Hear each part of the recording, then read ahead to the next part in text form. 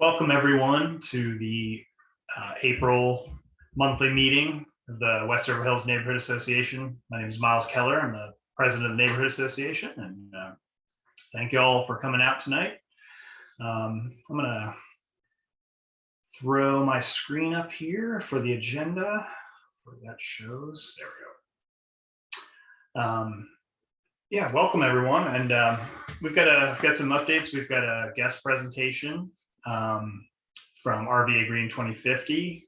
We'll talk about a few opportunities for volunteering this spring and some of our regularly scheduled programming, as it were, for the neighborhood, our picnic and our yard sale and the 4th of July parade. And also talk about an opportunity to give some feedback for one of our intersections over Forest Hill and Semmes Avenue. So yeah, we'll go first to Lieutenant Andorfer. You are up, sir, for your guest. Thank you for having me. Excuse me. Crime's been doing good this past 28 days. We've had one motor vehicle theft. And they left a spare key in their car and left their car door unlocked. So that's usually what will happen if they're checking your car door. So please take your spare keys, valet keys, all that kind of stuff out of your cars if you're going to accidentally leave your car door unlocked. We had 2 shopliftings both occurred at the CVS. CVS seems to be a constant target. I've tried to address that with doing what we call hotspot curves, where officers sit in the area for 15 minutes or so just to kind of be a undetermined presence, or when the police will stop by and say hi to those locations. It's kind of curbed it somewhat, but we're still having issues at the CVS. Other than that, the neighborhood's been doing well as far as crime stats. We still have the issues with catalytic converters, and with the warmer months coming up, people are going to put more stuff in their cars. They're going to leave more stuff in their cars. So just remember, take that extra step, keep things out of view. If you do have to leave stuff in the car, put it in the trunk so access to it is minimal, if at all. And the catalytic converter thing, just parking in well-lit areas. The Hondas and the Toyotas seem to be the biggest targets, or any box trucks type vehicles with high clearance are the big targets. We've seen a lot of commercial burglaries up on Midlothian. I know it's a little bit of ways, but just be aware that there's some commercial robberies or commercial burglaries going on up on Midlothian. That's my biggest trend going forward so far in the past 28 days. Any questions, issues, or concerns for me? Great to see everybody again. We'll see you next month. Thank you for coming out. All right. As far as fourth district updates, that I got to pull up on my phone.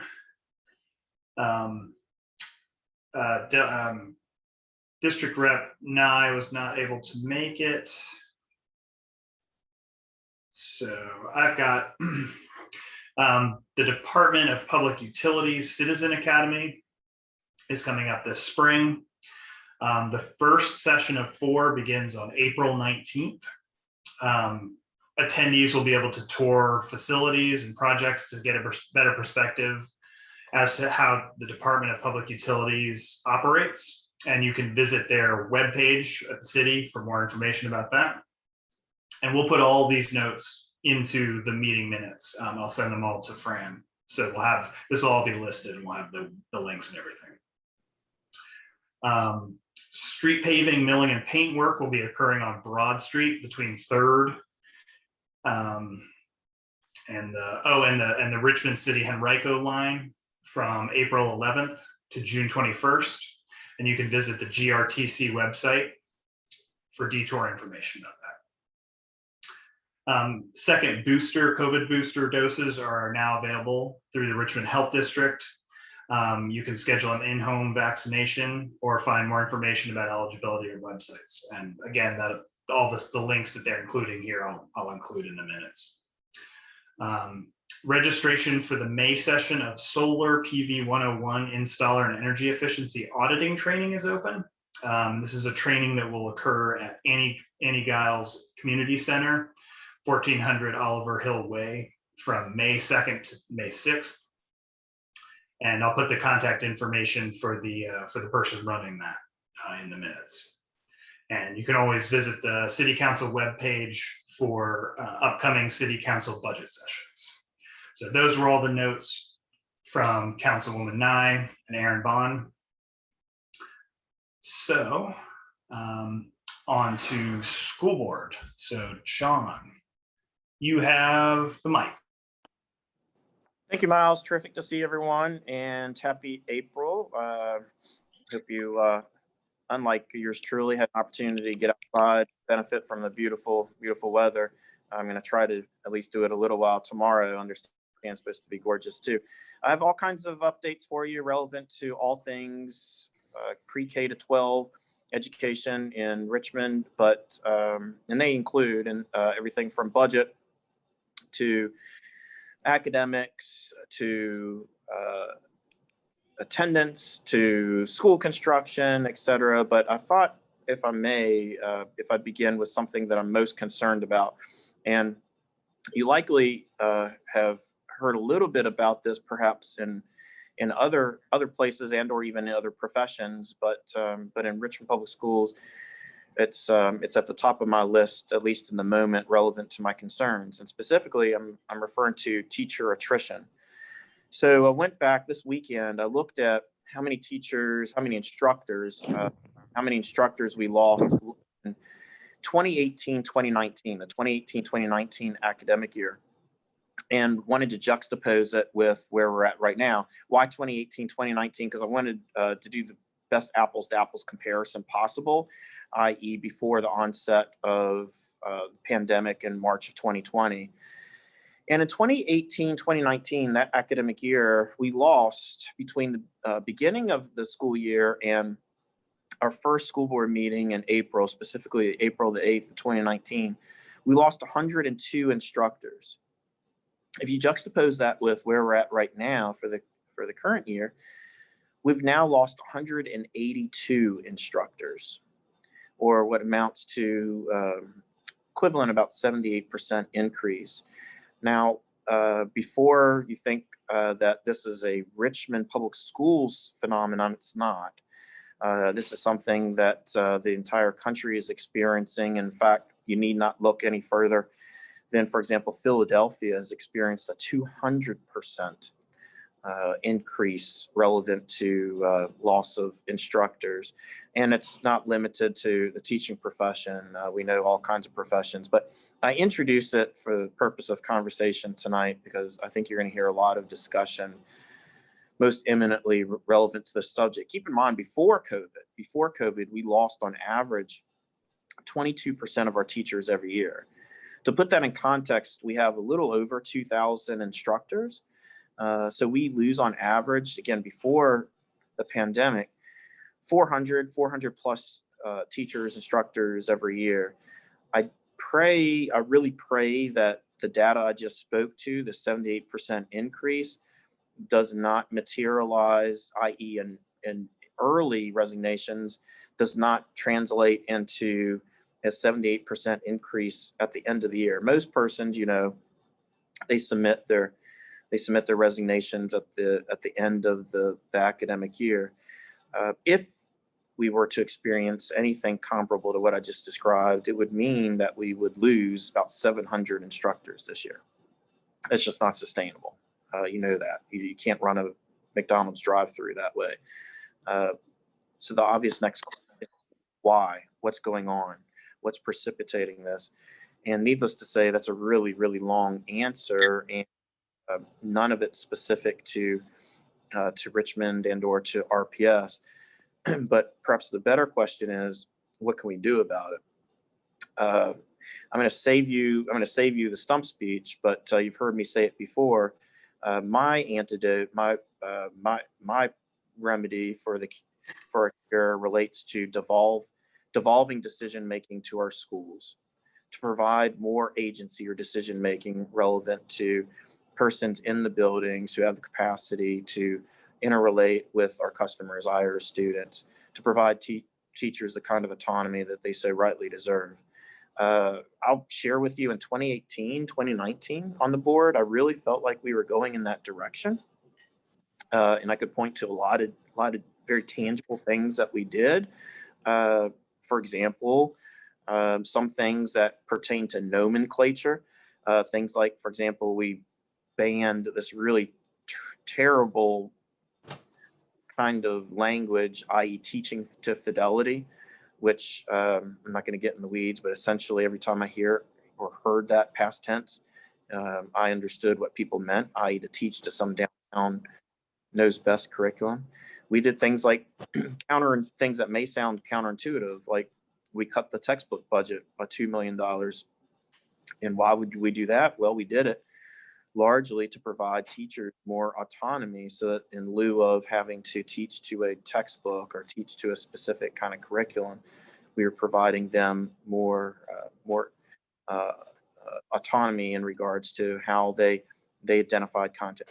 I share all that to say that I'm concerned now, and again, I don't mean to point fingers. This is not limited to RPS, but I am concerned now that we're in a place that we have centralized a lot of decision making. First, because we had to, right? Because we were out of school, out of the building for a year and a half. A lot of decision making was centralized. Think of, for example, how we became a one-to-one school district pertinent to Chromebook initiative. Think about how we, for example, built a new supply chain pertinent to food. My concern today on April the 12th, 2022, is that we haven't now released a lot of that authority back to the schools. And I think a lot of the conversation you've heard originating from our teachers, I think affirms some of that. But that is at the top of the list. It's terribly concerning for yours truly. Please, I think I heard somebody want to jump in. I've already talked for too long. Miles? If not, I'll share some other updates that I think relate to what I just addressed, and then gladly take any questions. First, on the academics, not doing well. We're not doing well. Now, I had a pastor. His name was Jake Maxwell. He's since departed for Texas, but he was fond of saying, it's not where you are relevant to faith, but it's what direction you're heading. And if you're prepared to accept Jake's assessment of any circumstance, then you would say it's not per se where we're at right now, but we are heading at least in the right direction. I share that, say, right across the street at Westover Hills, for example, we just reviewed some data last night pertinent to third to fifth graders, and the data isn't terribly unlike the data I've shared with you pertinent to our early readers. Relevant to literacy, only 29% of our third to fifth graders are where they're supposed to be. But again, in the context of what my buddy, former Pastor Jakes, spoke to, at the beginning of the school year, we were at 14. So we have we've doubled the rate, but needless to say, we've got a long way to go. Math data at Westover Hills for third to fifth graders is even something less, specifically only 20%, 1 in 5.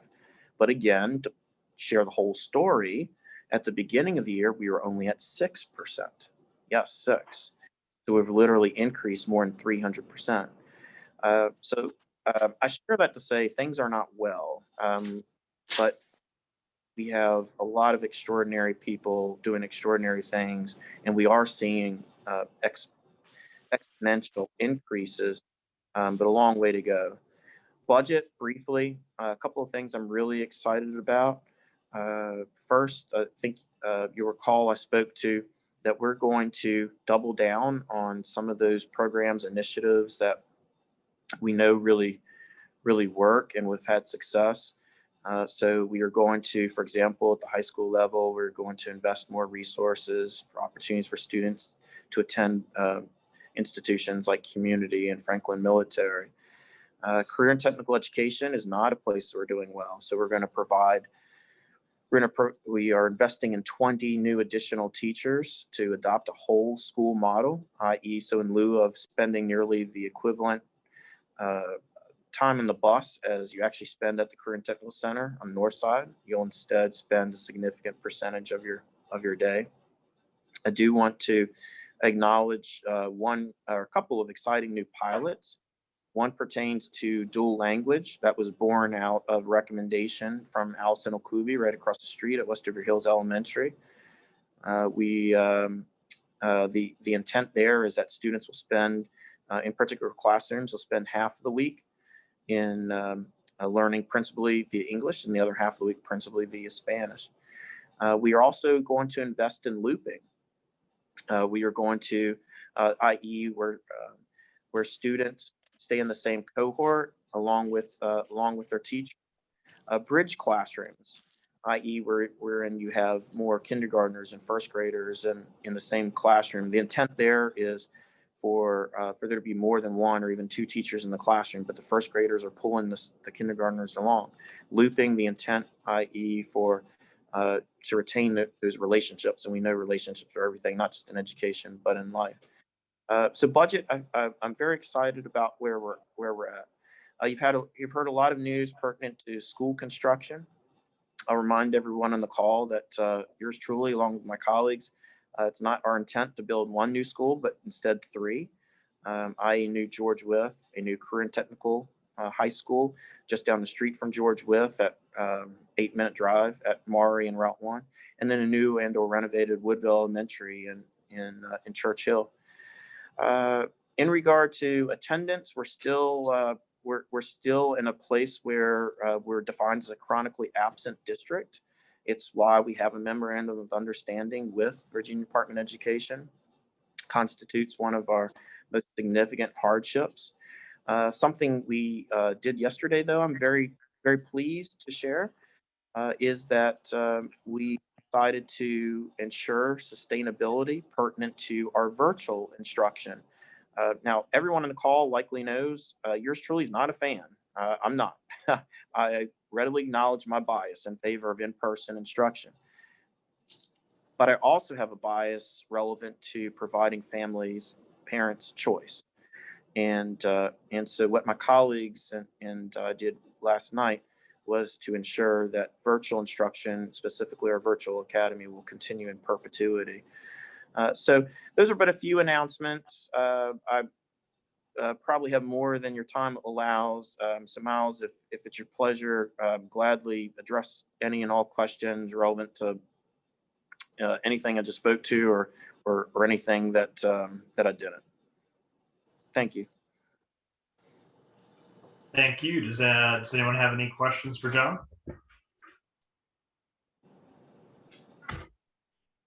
All right. Thank you, John. Appreciate it. Thank you, Miles. Thanks, everyone. Thanks for coming out. Let's see. Next on the docket, we've got Betsy Carr, who actually is like on perfect time. How about that? Betsy, you have the mic. Thank you very much. Delightful to be with you this evening. Hope everybody's well. The nice warm spring day today. Lots going on in our city. I give a brief report on the General Assembly. Most of what you've read in the paper. We adjourned sine die, but then we've had a special session. We're having special sessions, and we will. Our reconvene session is April the 27th, and at that point we will look at the legislation that the governor sends us, either vetoed or he's been okayed or he signed, and then we'll deal with that, and hopefully we'll be dealing sometimes around there with the bills that have still been in conference. You might have read about some of those, and we may possibly either go back in for a special session for that, or else the special session will be called right next to the reconvene session.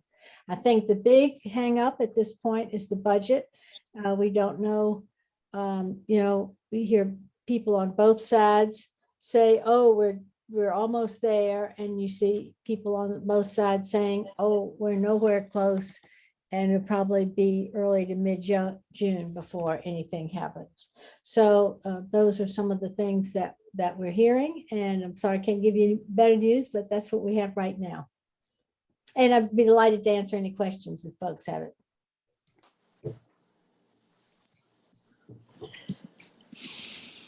All right. Does anybody have any questions or? Please do stay in touch with me if you have any questions as we're going. I get calls and emails every day about did such and such pass or what's going on with such and such. And I'm delighted to send you information about that, where those particular bills are. If you have trouble wading through the system or anything, be glad to do that. But probably everybody has my telephone, but let me give it to you. It's 804-986-6852. And of course, my email is delegate.carr@betsycarr.org. And hope you get my email updates. We're trying to keep everybody updated on things that are going on, give you a little bit more detail, but love to have you receive those if you're interested. Delegate Carr, I was going to actually say that I really appreciate your updates and specifically all of the details and the time that you and your staff put into it. So thank you very much appreciated. Yes. Thank you very much. I have a and your work in the General Assembly, of course. Thank you. Thank you so much, Bill. Really appreciate that. I have a great my chief of staff, Olivia, is really great on helping me get out those email updates. I couldn't do it without her. All right. Appreciate it, Delegate Carr. Thanks for coming out. Thank you, Miles. All right. So I think those are all of our regular reports. And we have a special guest report. Brianne Fisher is here from RVA Green 2050. So we're going to give her a few minutes of our time, and she's going to tell us about RVA Green's work in the community and our greater metropolitan area. Awesome. Thank you, Miles. Thank you, everyone, for having me. I'm going to share my screen here, if that's all right. And I did send these slides to Miles as well. You're welcome to share with the group. These are mostly just visual aids, and I'll also provide my email at the end. So I'm with the City of Richmond Office of Sustainability. We are a small office of 3 full-time staff, and we are in charge of leading the RVA Green 2050 initiative, which is the City of Richmond's initiative to address climate change. So I'll give a brief overview of the program, and then I'm really glad that I got the opportunity to speak to you all now, because we are about to launch several opportunities to get involved in this effort that I'll tell you more about as well. So hopefully I don't have to say this sort of thing, but climate change is real and it's happening. It's being caused by human activities, including burning fossil fuels to power buildings and vehicles.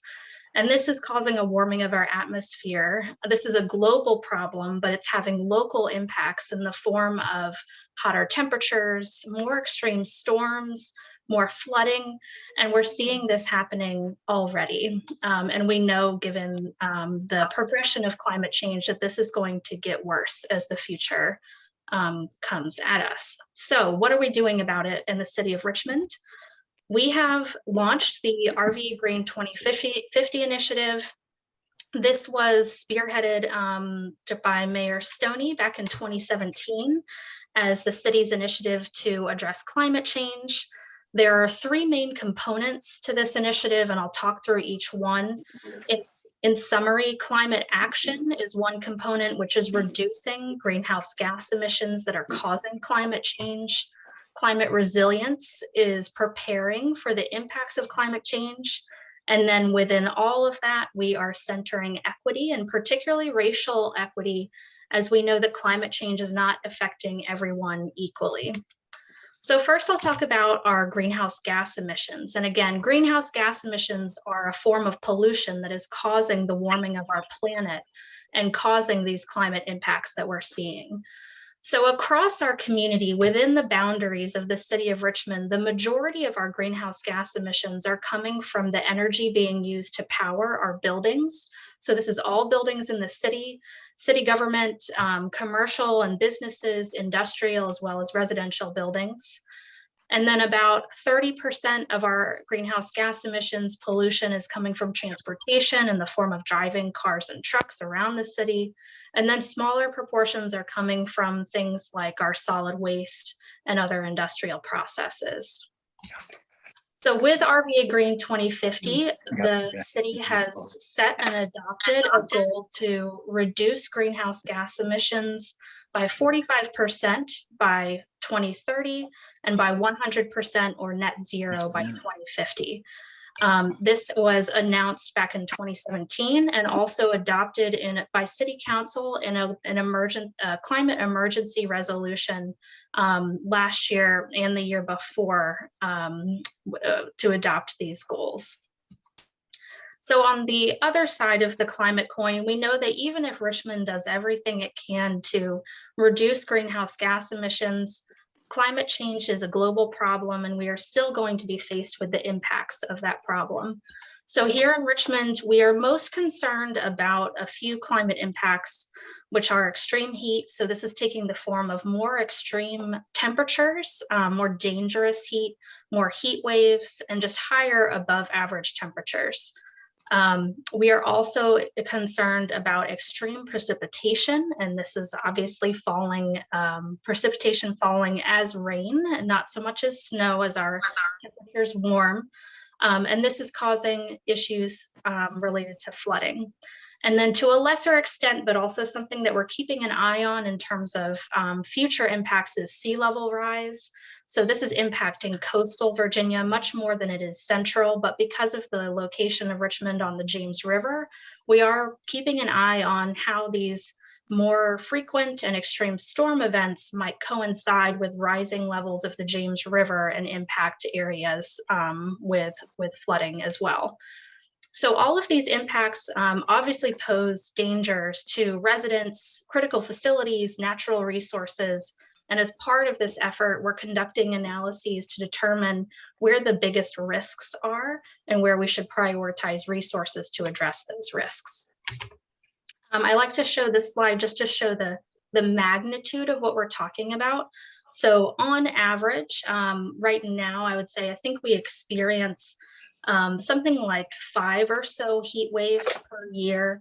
And we are due to see a real drastic increase in that number. And this is particularly important because we know we have a high proportion of people in Richmond who are more vulnerable to heat-related illnesses.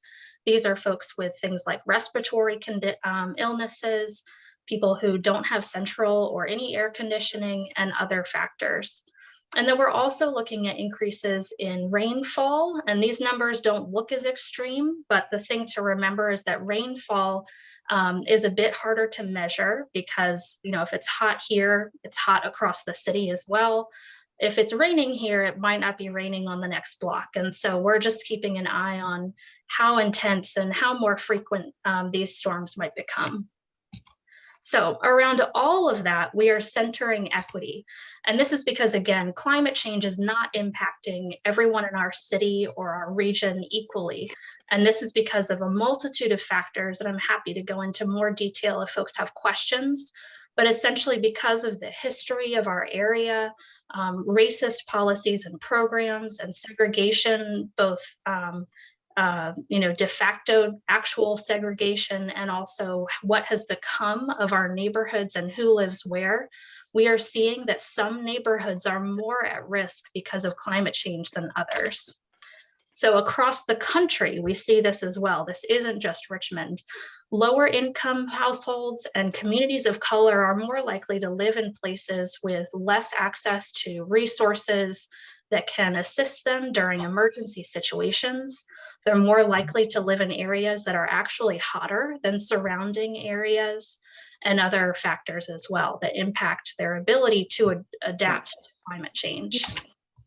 And this is present right here in Richmond. So I'm kind of a map nerd, and if anybody else is, I am more than happy to talk to you about any of this data. But essentially, we see across the board that many factors that impact someone's ability to protect themselves from emergencies, such as heat waves and dangerous storms, are showing up in the same neighborhoods over and over again. So these maps in purple are various demographic factors. And then we have the map on the lower right, which is heat vulnerability. And that's from a heat island study that we did in partnership with the Science Museum of Virginia a few years ago. And you just see again, over and over again, that the same areas, particularly South Side, the East End, and some North Side neighborhoods are more impacted by these factors in terms of their vulnerability to climate change. So what do we do about all of that? Huge issues. In the plan itself, we are looking to center RVA Green 2050 at the nexus of the reduction of greenhouse gas emissions and pollution, the preparation for these climate impacts that we know are already happening, and the priorities of our communities that are on the front lines of climate change. In order to find out what those priorities are, we conducted a listening process back in 2020, where we went out to communities and asked, just generally, what kinds of things do you need in your neighborhood to improve quality of life? We heard things like affordable housing, more access to better paying jobs, just across the board, things that anyone would want out of a city plan. And what we're doing now is cross-cutting these community priorities with climate strategies. So for example, this is not an affordable housing plan, but with a climate plan, we can make housing more affordable by making it more energy efficient and weatherizing it. So people don't need to spend as much of their income on utility bills, or when a heat wave comes, they are more able to withstand those impacts. This is just one example, but this is the kind of work we've been doing over the last several years. So the work itself, again, has been going on since around 2020. We have convened several technical working groups, as well as groups of residents being paid for their time to contribute their lived experience expertise to create what is now the draft plan, which we are very excited to bring out to the community. So the draft plan is going to be released next week. So this is extremely good timing to be talking to you all right now. We have a vision in the plan where all Richmonders, regardless of their identity or neighborhood, thrive in a climate resilient and climate neutral community. And then we have 49 strategies in the plan that are being proposed to get to our big goals. And I just want to show some examples of what these are. Again, you'll get these slides, so feel free to follow up with me if you want to talk in more depth about any of these things. But in terms of buildings and energy, we're thinking about renewables, solar, workforce programs like the one that Miles just mentioned on solar installation training skills. We're thinking about providing grants and more information to communities to help them prepare for climate impacts. We want to see more parks and trees to help cool down our neighborhoods, more public transportation, less vehicles running on gas and other fossil fuels, and then citywide access to composting, recycling, and other ways to reduce waste. So again, just a broad overview here. And I'll wrap up by showing kind of where we are now. We are getting ready to launch the engagement of the entire Richmond community around this draft plan. We will have the full draft available for comment and review, as well as a survey that will be much shorter in case you don't want to spend several hours looking through the draft plan, where we're going to be working on finalizing this plan later in the summer and then seeking approval and then adoption from the mayor and city council towards the early fall. So what can you do? You can go to this website. I'll also put a link in the chat if that's helpful, to sign up for our newsletter, which contains tons of resources each month. And that's the way that you will get the alert that this draft is out and ready for your review. Please help us spread the word, both in terms of your neighbors, your friends and family, but also city leaders. Express that climate change is a priority. And then you can provide your input when we release these opportunities next week to participate. So I will probably stop sharing my screen now, just in terms of being able to see faces, and happy to take any questions. Awesome. Thank you so much for coming out and sharing with us. Does anybody have any questions? I had kind of a question comment. The map you showed about the heat vulnerability. Did you say you did that with the Science Museum of Virginia? Yes, so back in 2017, the Science Museum led a process to actually map the urban like surface temperatures during a heat wave. And then the vulnerability map overlays those temperature data points with things like health conditions and other factors that would make someone more vulnerable to that heat. Great, yeah. I'm a data analyst myself, and I actually tried for the same meeting to try to get, there's a gentleman by the name of Devin Jefferson over at the Science Museum, and my wife and I have gone, and right now they're doing a particulate study. So they're taking, you can take a sensor out and you take a walk around their mapped area, whatever area you go out, and you can volunteer, and you take the little sensor with you and you turn it on, and you get an iPad and hit go, and you do your little walk around, and it does a map of the particulates in the air, and then at the end of it, they're collecting all that data. So but we'll see if Devin can come out another time. But it was just really interesting seeing that they are doing all kinds of awesome mapping projects along with the particulate study too. So that was really cool to see. Yeah, and that's awesome. Yes, I've been on one of Devin's walks, and that was really interesting. And I would guess that if we were able to map the whole city in terms of that particulate matter and air quality, we would see the same areas being impacted disproportionately, but to be determined. Awesome. Does anybody else have any questions? Yeah, I was wondering, did you say that there are volunteer opportunities posted on that website? We don't host volunteer opportunities ourselves, but we do push out a ton of opportunities from our partners. So if you sign up for our newsletter, for example, you'll get a lot of that. In terms of volunteer opportunities, or I guess opportunities for activity, our big thing starting next week is going to be having people review the plan, take the survey, let us know what your priorities are around climate change and the strategies to address that. Thanks. Thank you. And I am going to put my direct email in the chat in case others have questions as well. Moved here from some Midwest somewhere. The lady who just had the question. She moved. Thank you so much. Anybody else?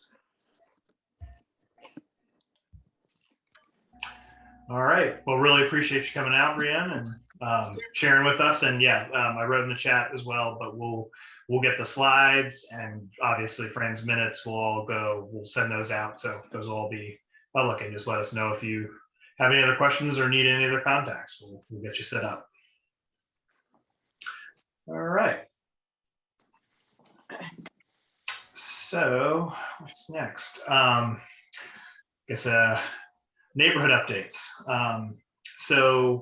I got a reminder in the email, the neighborhood email, but I also have done this survey myself. There is a VDOT request for feedback looking at the Forest Hill Sems corridor, that some possible changes they're going to make. So the link will be here. I will send that out, and I'll post it to the neighborhood page and everything. Go take that, because I know a lot of us frequent that corridor, interact with it. So this is the time to, if you care about pedestrians, or you care, pedestrian areas, or you care about biking, protected bike lanes, or you care about roundabouts. I know that's a particular passion of my wife. Go give them some feedback, so they can make better decisions. So we'll put that link in the minutes and everything, and if I get a chance, I'll throw it into the chat for ease of use. Beyond that, we have neighborhood events coming up next month. We're going to shoot for an in-person meeting, talking with the folks over at Tablespoons Bakery. They have a back patio for maybe an outdoor meeting, or they have indoor space where we might be able to open some windows. A lot of that might depend on the weather. May is always fun, so we'll see how that goes. June 4th, that'll be the neighborhood yard sale. We have the link if you want to get your address listed. That's going to be listed with Forest Hill Neighborhood Association and I believe Woodland Heights as well. Those are all going to get listed. So if you want your address to pop up in that big list of, hey, come check out our yard sale, go check that out. And we'll put those links up. And I've also just re-upping. I've started a persistent document. It's linked on the Neighborhood Association page. You can go there if you're ever wondering, like, I don't have the Zoom link for the thing for XYZ, or I'm looking for I don't know when this event is coming up. You can go look at that page. Anything that we know and have nailed down and we're pretty sure of the date or the information or the time, I'm trying to keep that updated. So hopefully that's useful for folks. June 14th would be the next monthly meeting. If we can hammer out a good time and place for that, we'll probably do that in person, depending on safety concerns. 4th of July, we are on track to do a 4th of July neighborhood parade. We'll block off block or two and have lots of space for everybody to walk around and see our neighbors. Hopefully it won't be too hot. And October, first week of October, we're looking at neighborhood picnic. It's a little late in the season, but late September worked out okay last time. And so we'll take a look at that. Hopefully it will work out that it will be dry and it won't be too hot. That would be ideal for the picnic. I'm looking at the in-person stuff. I'll try to push out information as soon as I have it. I'll update that document. I'll post it on the neighborhood page. And just as a final kind of point, and we can do questions or any other general comments afterwards, but just two opportunities for community involvement I've done myself and I've gotten a lot out of. Check out RVA Clean Sweep on Facebook. They are a totally volunteer-run organization. The volunteers coordinate where they're going to do cleanups and whatnot, and they coordinate with Councilwoman Nye's office as well sometimes. But they do cleanups all over the place. Sometimes we have them closer, but if you feel like you want to go help out your neighbors in other parts of the city too, there's tons of opportunities for doing that many times a month. I've got that link too, and we'll put that up. But check out RVA Clean Sweep. And another great organization is Keep Virginia Cozy. They also do cleanups. They have it may have passed already. I'll have to look, but they had a blues and beer festival that they put on.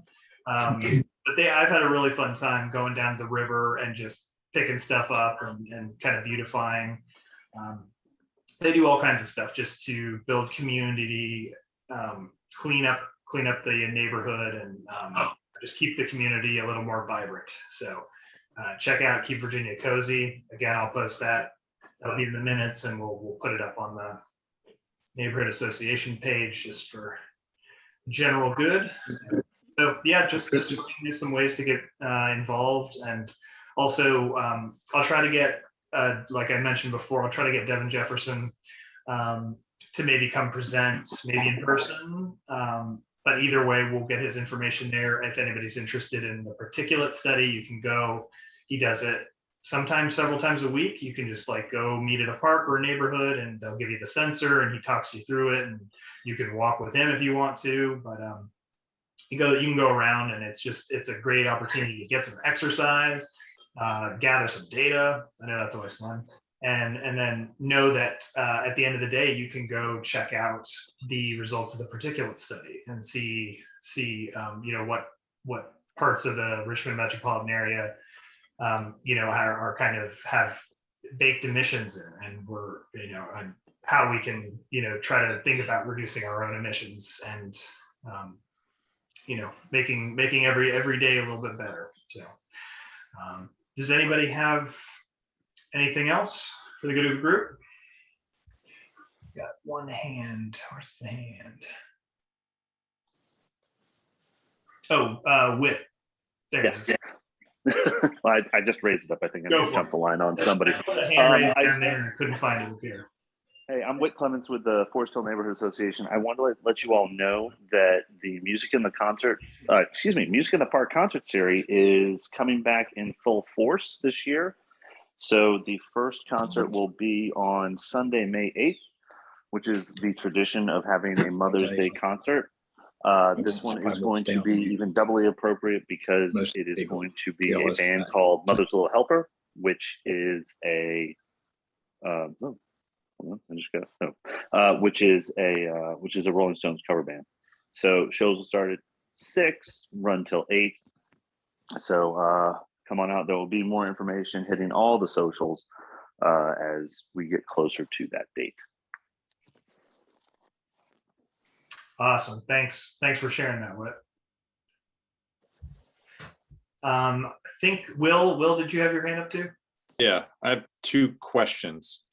First, excited to go back in person for some in-person neighborhood meetings. Have you considered recording or streaming also for those of us who cannot make it in attendance? That's the first question. The second question is maybe a little bit more detailed, and Whit might actually have some information on this because I know he mentioned it online previously, maybe even last month. GRTC is continuing their adopting a bus stop program. And I looked through when they published the list again recently. Neither of the stops that are adjacent to our neighborhood are on the list.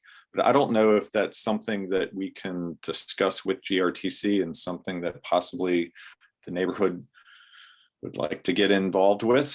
I don't know if that is only pertains to cleaning up and keeping that bus stop clean, or also fixing up anything, or just I thought it'd be another interesting opportunity for our neighborhood to be good stewards to everybody in the community. Awesome. As far as the streaming, I have thought about that. As to how to implement that, I would have to do some exploring or defer to folks who are even more tech savvy than me. I can do most things, but I would have to figure out a clever way at least to get the audio and whatnot. So I'll think on that. But yes, I have need help. Perfect. Okay.